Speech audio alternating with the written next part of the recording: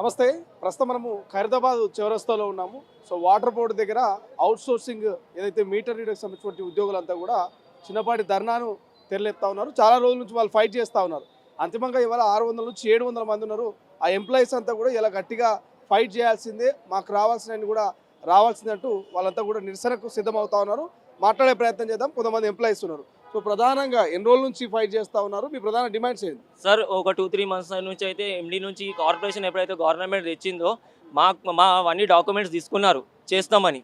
ఇప్పుడు ఏమంటున్నారు, మీరు ఇందులో సంబంధం లేదని అంటున్నారు. సార్ ఇది ఎంతవరకు న్యాయము? గత 12 సంవత్సరాల నుంచి 13 సంవత్సరాల నుంచి బోర్డుకి నమ్ముకొని మేము జాబ్స్ చేస్తున్నాము.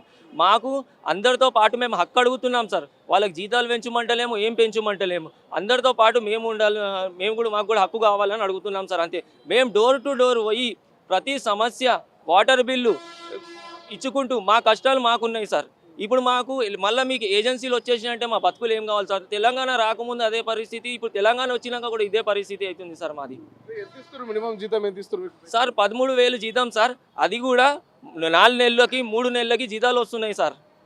ఈఎస్ఐ పిఎఫ్ కూడా టైంకి పడతలేదు సార్. అది కలిసిరా సమంత మంత్రులు లేకపోతే అధికారులు? సార్ ఈటల రాజేందర్ సార్కి కలిసాము, కోదండ రామ్కి కలిసాము, నిన్ననే రీసెంట్గా దారుసలాంకి వెళ్ళాము, బిలాలా సాబ్ కలిసాము, కౌసర్ మొయిద్దీన్ ఎమ్మెల్యే సార్ వీళ్ళందరికీ కలవడం జరిగింది. మా బాధ అనేది చెప్పుకోవడం జరిగింది.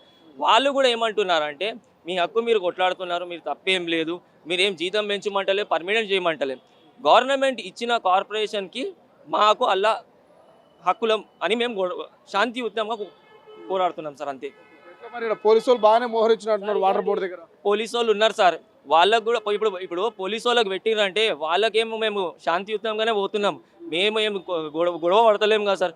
మాకేందంటే మా బతుకులు రోడ్ల పైన పడుతున్నామని రిక్వెస్ట్ చేతులు జోడించి మేము రిక్వెస్ట్ చేసుకుంటున్నాం సార్. అంతే. ఓవరాల్గా హైదరాబాద్ సంవత్సరంలో వాటర్ బోర్డు మొత్తం 673 మంది. ఇప్పుడు ఏజెన్సీలు వస్తే మొత్తం ఒక్కొక్కరికి ఉంచుకుంటారు, వాళ్ళకి ఇష్టం వచ్చిన రాజ్యం చేస్తారు సార్ మా పైన జులుము. కాబట్టి ఆ జులుం ఇంతకుముందు అనుభవించినాం కాబట్టి మా బతుకులు మళ్ళీ అలా ఏకని రిక్వెస్ట్ చేసుకుంటున్నాం. బోర్డుకి ఏజెన్సీ తీసుకురావద్దు, ఏజెన్సీ విధానం అనేది ఉండొద్దు సార్. మేము బోర్డుకి వ్యతిరేకం కాదు. మా రిక్వెస్ట్ ఏంటంటే, వీళ్ళు ఏజెన్సీలు ఏం మాయ చేస్తున్నారో తెలియదు బోర్డులో, కానీ మా బతుకులు మాత్రం రోడ్డు పైన తెస్తున్నారు సార్. మాకు అందరితో పాటు ఇప్పుడు మన హైదరాబాద్ సికింద్రాబాద్లో ఎన్ని డిపార్ట్మెంట్లు ఉన్నాయో వాళ్ళందరికీ పోర్టల్ ఎక్కిస్తున్నారు. జిహెచ్ఎంసీ కావచ్చు, ఇప్పుడు మా డిపార్ట్మెంటే ఉండొచ్చు, సెక్యూరిటీ గార్డ్ కార్డుకేని మా పోర్టల్లో ఎక్కిచ్చారు సార్. మళ్ళీ మాకు రోడ్డు పైన వేస్తా అంటే మేము ఎట్లా ఊకుంటాం సార్? మీరు కూడా ఒకటి ఆలోచించండి. మాట్లాడతా పెద్ద మనిషి మాట్లాడు, పర్లేదు, ఇట్లా ముందుకురా. ఏం కాదు, పర్లేదు, ఇట్లా ముందుకురా. ఇప్పుడు ఎంతమంది ఉంటారు మొత్తం? ఎవరు మాట్లాడుతున్నారు? దాదాపు ఈ బోర్డులో అందరూ 14-15 ఏళ్ళ నుంచి వర్క్ చేస్తున్నారు సార్. అయితే అందరినీ ఇప్పుడు గవర్నమెంట్ కొత్తగా రూల్ తెచ్చింది కదా, ఐఎంఎఫ్ పోర్టల్లో ఎక్కాలని. రేవంత్ రెడ్డి గవర్నమెంట్ మా మా మా మా డిపార్ట్మెంట్లో ఇప్పుడు వాటర్ బోర్డులో 672 మంది పనిచేస్తున్నారు సార్. వాళ్ళందరినీ మేము ఐఎంఎఫ్ పోర్టల్లో ఎక్కిమని చెప్పి మేము రిక్వెస్ట్ చేస్తున్నాం సార్. కానీ వాళ్ళు మీరు దాని కిందికి రారని చెప్పి వాదిస్తున్నారు సార్. కాకపోతే మాకు అది ఒక్కటి ఎక్కియాలి సార్, అది ఒక్కటే రిక్వెస్ట్. ఐఎంఎఫ్ఎస్ పోర్టల్లో ఎక్కియాలి సార్ మాకు. బెనిఫిట్ ఉంటుంది, ఉద్యోగ భద్రత ఉంటుంది. పోర్టల్లో కంపల్సరీ ఎక్కియాలి సార్. ఎందుకంటే మొత్తం రాష్ట్ర వ్యాప్తంగా 5 లక్షల మందిని ఎక్కిస్తున్నామని మొన్ననే న్యూస్ వచ్చింది సార్. అయితే మమ్మల్ని ఎందుకు ఎక్కిస్తలేరు సార్? మేము కూడా 673 మంది తక్కువ సార్. వాళ్ళ రాష్ట్ర వ్యాప్తంగా 5 లక్షల మందిని ఎక్కిస్తామని మొత్తము మనకి ఇప్పుడు మొన్ననే న్యూస్ వచ్చింది గవర్నమెంట్ నుంచి ఐఎంఎఫ్ఎస్ పోర్టల్లో. ఇప్పుడు మమ్మల్ని కూడా 672 మందిని ఎక్కివ్వాలని మేము రిక్వెస్ట్ చేస్తున్నాం సార్. ఐఎంఎఫ్ఎస్ పోర్టల్లో ఎక్కివ్వాలి సార్. ఎక్కిస్తే మాకు కొన్ని సాల్వ్ అవుతుంది సార్ ప్రాబ్లమ్స్ అని. పెద్ద మనిషి వచ్చే జీతంతో సార్ ఫ్యామిలీ గడుస్తున్నదా? ఎట్లుంది పరిస్థితి? బాగానే తక్లీఫ్ అవుతుందన్న ప్రాబుల్గా. కాకపోతే ఏంటంటే ప్రస్తుతం మన వాటర్ డిపార్ట్మెంట్ గిట్లా మేము గిట్లా కలెక్షన్ చేస్తున్నాము, మంచిగా కష్టపడతాం అనుకుంటున్నాం. కాకపోతే ఏంటంటే ఇంతకుముందుకు మన కాంట్రాక్ట్ లెవెల్ ఉండేది, ఇప్పుడు అవుట్ సోర్సింగ్ అది చేస్తే మంచిగా మా భవిష్యత్తులో ఇట్లా ఎట్లా ఉంటుందంటే పెళ్ళం ఈ రెంట్లు ఇవన్నీ చాలా తక్లీఫ్ అవుతుంది. మాకు ఇట్లా కొద్దిగా జీతం పెంచి మాకు ఒక భద్రత కల్పిస్తే బాగుంటుందని మేము కోరుకుంటాం. ఎట్లా ర్యాలీగా పోతారు? ఆడికి ఎట్లా పోతారు మీరు? ఇప్పుడు శాంతియుతంగా మహాధరణ చేయడానికి వచ్చాం మేము. శాంతియుతంగా ఏది ఎవరికి ఏది లేదు. ఎండి సార్ ఏమంటాడు, మళ్ళీ ఇంతకుముందు 2 సార్లు మేము ధర్నా చేసాము. ఒకసారి మళ్ళీ కోదండరాం సార్ వచ్చిండు. కోదండరాం సార్ వచ్చినా కానీ కూడా మాకు పేర్లు ఎక్కిస్తాం హామీ ఇచ్చిండు, కానీ ఉట్టుతో హామీలే ఇచ్చిండు, కానీ ఇప్పటిదాకా ఏ పని కాలేదు. మళ్ళీ ఇప్పుడన్నా మన ఎండి సార్కి ఇట్లా వచ్చి ఏమన్నా చేస్తాడా అని దాని గురించి మా శాంతియుతంగా మహాధర్నా చేద్దామని వచ్చినాం. అంతలో పోలీసులు అంత వాహనాలు పెట్టారు కదా, అంత బాగానే ఉంది. లోపలనే వాళ్ళకు ఇంటిమిషన్ వెళ్ళిపోయింది. మా దాంట్లోనే కొందరు ఉంటారు, అది దాన్ని ఇంటిమిషన్ వెళ్ళిపోయింది. మేము రాతో అది చేసుకున్నాం. పొద్దున వచ్చేసరికి పోలీసు ఉన్నది 9 o'clock. సో మళ్ళీ మేము కూడా అందరు ఎమ్మెల్యేల దగ్గరికి, వాళ్ళ దగ్గరికి, మినిస్టర్ దగ్గరికి కూడా పోయినా అని కూడా వాళ్ళు కూడా మాకు సపోర్ట్ ఉన్నారు. ఇప్పుడు ఎలక్షన్ కోడ్ దాకినందుకు వాళ్ళు కూడా ప్రచారాలకి సిద్ధమవుతారు. వాళ్ళు కూడా వస్తామని చెప్పారు.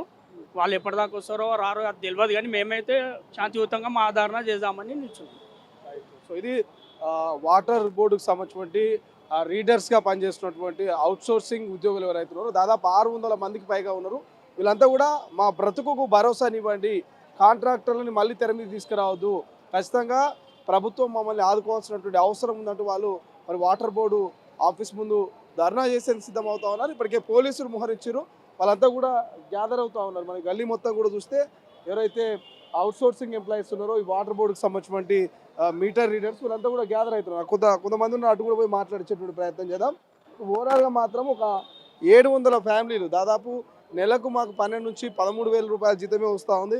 సో ఒకవేళ కాంట్రాక్ట్ వ్యవస్థ కనుక వస్తే మమ్మల్ని ఏ క్షణమైనా తీసేయచ్చు, మా ఉద్యోగాలకు భద్రత లేదు కాబట్టి మాకు ఇబ్బంది అయ్యేటువంటి అవకాశం ఉందంటూ వాళ్ళు మహాధరణకు సిద్ధమవుతున్నటువంటి పరిస్థితి మనకు ప్రస్తుతం కనిపిస్తుంది. చూడండి ఒకసారి, వాళ్ళంతా కూడా దాదాపు 600 నుంచి 700 మంది ఇక్కడికి వచ్చినటువంటి పరిస్థితి మనకు కనిపిస్తుంది. చాలామంది వాళ్ళతో కూడా మనం మాట్లాడేటువంటి ప్రయత్నం చేద్దాం. సో ఏంది అంటే కార్యాచరణ ఏంది, ధర్నా సిద్ధమేనా, అయితే ధర్నా చేస్తారా ఇటు పరిస్థితుల్లో? ధర్నా చేయడానికే వచ్చామన్నా. మా ఉద్దేశం సరే గవర్నమెంట్తోనో లేకపోతే మా బోర్డు ఎండి గారితోనో ఎవరితోనో కొట్లాడే ఉద్దేశం మాకు కాదు. మా యొక్క సమస్య ఏంటంటే మెయిన్గా మమ్మల్ని అందరూ అవుట్సోర్సింగ్ తెలంగాణ రాష్ట్రం మొత్తంలో 5 లక్షల ఉద్యోగాలు ఉన్నారని చెప్పేసి అంటున్నారు కదా, అలా విధంగానే మేము కూడా అవుట్సోర్సింగ్ కిందనే ఉన్నాం. మమ్మల్ని కూడా ఐఎఫ్ఎంఎస్ పోర్టల్లో ఎంటర్ చేయాలని చెప్పేసి మేము ఎన్నోసార్లు వినతి పత్రాలు ఇచ్చాము. కోదండరామ్ సార్ గారు వచ్చారు, 4 సార్లు వచ్చాడు, నిన్న కూడా వచ్చారు, చేస్తున్నాం సార్ అని చెప్పాను. కానీ టెండర్లను ఏదైతే మమ్మల్ని ఉన్న GO60 ప్రకారం ఉన్నదాన్ని డైలీ వైజ్ కిందకి కన్వర్ట్ చేశారు. ఇప్పుడు మమ్మల్ని ఆ డైలీ వైజ్ కింద కన్వర్ట్ చేసాక మీరు ఐఎఫ్ఎంఎస్ పోర్టల్ ఎట్లా ఎక్కిస్తారు అంటే మమ్మల్ని తీసుకుపోయి మళ్ళీ రోడ్డు మీద ఎత్తేస్తున్నారు కదా. మేము ఒక్కటే కోరేది గవర్నమెంట్ అయినా సరే, ఎండి గారినైనా సరే, బోర్డు వారినైనా సరే, మేము ఏదైతే 673 మంది ఉన్నామో 673 మందికి భద్రత కల్పించి అదే జీవో నెంబర్ 60 ప్రకారమే కొనసాగించాల్సింది కోరుతున్నాము. దాంతోపాటు ఏదైతే ప్రస్తుతంగా డైలీ వైజ్ కింద టెండర్ వేసారు కదా, ఆ టెండర్ను రద్దు చేయాల్సిందిగా కోరుతున్నాము. దాంతోపాటు మాకు శాంక్షన్ పోస్టులు లేవంటున్నారు. నిజంగానే శాంక్షన్ పోస్టులు లేవనుకుంటే మాకు 673 మంది మీటర్ లీడర్స్కి అదే 4,673 మందిని ఐఎఫ్ఎంఎస్ పోర్టల్ ఎక్కించారు కదా, అందులో నీకు శాంక్షన్ పోస్టులు ఉన్నాయి. ఎంతమందికి ఉన్నవి? 3,991 మందికి మాత్రమే శాంక్షన్ పోస్టులు ఉన్నాయి. కానీ ఇంకా నువ్వు 683 మందిని ఎక్స్ట్రా ఎక్కించినావు, వాళ్ళకు కూడా శాంక్షన్ పోస్టులు అయినా ఎందుకు ఎక్కించినావు? మరి వాళ్ళతో పాటు మమ్మల్ని కూడా అట్టే ఉంచాలి కదా. ఉంచితే కానీ వాళ్ళని ఎక్కిస్తున్నాను ఎందుకు ఇస్తారు? వాళ్ళకి అదే జీవో నెంబర్ 60 ప్రకారమే ఇస్తున్నావు, మాకు అదే జీవో నెంబర్ 60 ప్రకారమే ఇస్తున్నావు. అసోటప్పుడు మరి మమ్మల్ని ఎందుకు ఎక్కియడం లేదు? సరే ఎక్కియలేదు, రిక్వెస్ట్ పెట్టిరు, వాళ్ళు ఏమంటారో చూడాలి. కానీ నువ్వు డైలీ వైజ్ కింద ఎందుకు టెండర్ చేసిరు అనేది క్వశ్చన్ ఒకటే మా విషయము. మాకు ఇంకో వేరే ఉద్దేశం లేదు. ఇంకోటి ఏంటంటే అందరూ చిన్న కుటుంబాలు, అందరూ మాకు ఏది బీసీ ఎస్టీ ఓసీ అన్ని తక్కువ కులాలు ఉన్నారు. కాబట్టి ఏంటంటే వీళ్ళను అన్యాయం చేయకండి చెప్పేసి మాత్రమే ఎండి గారికి మనస్ఫూర్తిగా కోరుతున్నాం. ఏమైనా తెలిసో తెలియకనే ఏదైనా తప్పు చేస్తే మమ్మల్ని మీ కొడుకులాగా భావించి మమ్మల్ని మన్నిస్తారని చెప్పి కోరుకుంటున్నాం. ఇక్కడైనా మాకు న్యాయం చేయాలని చెప్పేసి మా యొక్క డిమాండ్కి అంతే విషయము. ఇప్పటికే మీరు ఇంకా అక్కడ వాటర్ బోర్డు దాకా పోనట్టున్నారు, కానీ పోలీసు వాళ్ళు బాగానే మోహరించారు. పోతారా అక్కడ దాకా పోతారా, లేకపోతే ముందస్తు అరెస్ట్ అయ్యే అవకాశం ఉంటుంది? అయితే పోవడానికే వచ్చాము. కాకపోతే ఏంటంటే ఒక మాట ఎండి గారు ఏమన్నారంటే, సార్ వాళ్ళు ఒక మాట మేము చర్చిద్దాము, మీకు సమస్యలను నెరవేరుస్తా అన్నారు. కాకపోతే నమ్మకం లేదు మాకు. ఎందుకు అంటే ఒక తెలంగాణ ఉద్యమాన్ని ఉవ్వెత్తున లేపి ముంగట నడిపిన వ్యక్తే కోదండరామ్ సారు. సార్ వచ్చి మీకు 4 సార్లు చెప్పిండు, అయినా సారును 4 సార్లు ఇప్పించుకున్నా కానీ పని చేయడం లేదంటే మాకు నమ్మకం లేదు. సరే అయినా కూడా ఒక బోర్డు అధికారుల తరపున ఎండి సార్ తరపున మన్నించి ఒకసారి ప్రయత్నంగా వెళ్ళడానికి రెడీగా ఉన్నాము. కానీ మాకు న్యాయం జరుగుతుంది. వినకపోతే బోర్డు మీ సమస్యల్ని పరిష్కరించకపోతే ఏంది తదుపరి కార్యాచరణ? ఒకవేళ వినలేదనుకుందాం, సరే చావడానికైనా ఏదన్నా కానీ కొట్లాడదాం. మా యొక్క సమస్యలు నెరవేర్చుకునే వరకు రేపటి నుంచి ఒకవేళ వినకపోతే తదుపరి కార్యాచరణ మేము ప్రకటిస్తాము.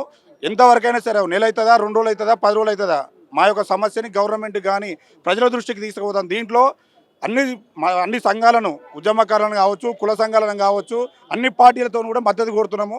ఎందుకంటే మా అన్యాయం మేము అడిగేది వేరే ఏది కాదు, మా యొక్క న్యాయమైన డిమాండ్. ఆ న్యాయమైన డిమాండ్ని ఇంతమంది కుటుంబాలు 673 మంది కుటుంబాలు రోడ్డున పడతాయని చెప్పేసి అదొక్కటి మనసులో పెట్టుకొని మాకు న్యాయం చేయాలని చెప్పేసి మాత్రమే కోరుతున్నాం. దాన్ని ఎటువంటి ఈగోలాగా ఫీల్ కాకండి ఎవ్వరు. ఎందుకంటే మేము చిన్న బతుకులు మావి, మేము రాజకీయ నాయకులం కాదు. కుటుంబాలు పెద్ద పెద్ద రాజకీయ నాయకుల కుటుంబాలు కావచ్చు, ఉన్నోళ్ళ కుటుంబాలు కావచ్చు, అన్ని చిన్న చిన్న కుటుంబాలే ఉన్నాయి కాబట్టి వాళ్ళను ఉద్దేశించి వాళ్ళను మనసులో పెట్టుకొని వాళ్ళకి న్యాయం చేయాలని చెప్పేసి ఎండి గారికి మనస్ఫూర్తిగా కోరుతున్నాము.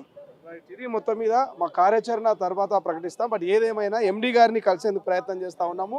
మాకు జియో 60 ప్రకారము సో డే బేస్డ్కి సంబంధించినటువంటి అంశం ఏదైతున్నదో ఇదైతే కాంట్రాక్టుకు సంబంధించినటువంటి వ్యవస్థను తీసుకురావద్దు. అవుట్సోర్సింగ్లోనే అందరికీ 5 లక్షల మంది అవుట్సోర్సింగ్ ఎట్లయితే వెసులుబాటు కల్పిస్తూ ఉన్నారో మా 673 మంది కూడా అదే రకమైనటువంటి వెసులుబాటు కల్పించాల్సినటువంటి అవసరం ఉంది. శాంతియుతమైనటువంటి ధర్నా చేస్తాం.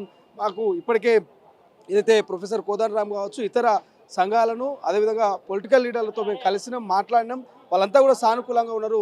వాటర్ బోర్డుకు సంబంధించినటువంటి అధికారులు కూడా మాకు సానుకూలంగా స్పందిస్తారని ఒక నమ్మకం ఉందంటూ కూడా మరి అవుట్సోర్సింగ్ ఉద్యోగులు చెప్తా ఉన్నారు. బట్ ఏది ఏమైనా చావడానికైనా సిద్ధమే. మేము ఎన్ని రోజులైనా మాకు సంబంధించినటువంటి భరోసానిచ్చేంత వరకు మాత్రం మేము ఈ ఉద్యమాన్ని ఆపమంటూ వాళ్ళు చెప్తున్నటువంటి పరిస్థితి. చూద్దాం ఎక్కడి దాకా పోతుంది ఉద్యమం, ప్రభుత్వం మరి వాటర్ బోర్డు దీని మీద ఎట్లా స్పందిస్తారనేది. కెమెరా పర్సన్ అజయ్తో శ్రీశైలం, తొలి వెలుగు, హైదరాబాద్, ఖైరతాబాద్. అసలైన తొలి వెలుగు. ఫాలో వాట్సాప్ @తొలి వెలుగు official.